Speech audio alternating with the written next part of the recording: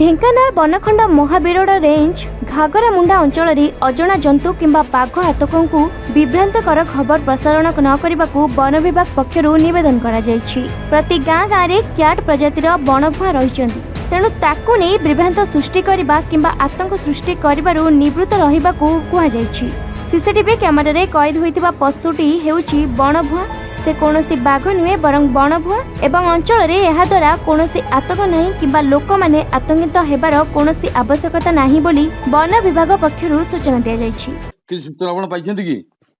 आज्ञा से घागरामुंडा रे आज माने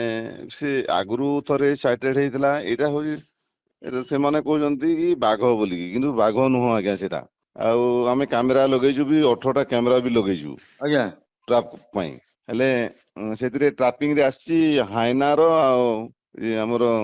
बार्किंग डियर रो आ जैकेल रो हेले एटा जो ये करा जी एटा माने कैट कैटेगरी रो कैट फैमिली रो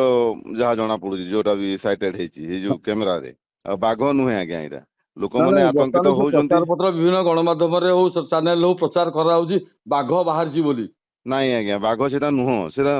मु भी हमर रम्य राजेश बाबू से कथा पचारे तांकु भी एटा स्टेटमेंट मुई दउथली आज्ञा आ मु निजे जैतली घागरामुंडा आज्ञा आ सेटा मु अनुधान करली किंतु सेटा बाघ नुहे आज्ञा आज्ञा पर मिथ्या खबर प्रसारण करा जाई लोकों को विभ्रांत सृष्टि करा जाउछि। ढेंकानालरू अक्षय कुमार नंदक रिपोर्ट ए1 ओडिशा।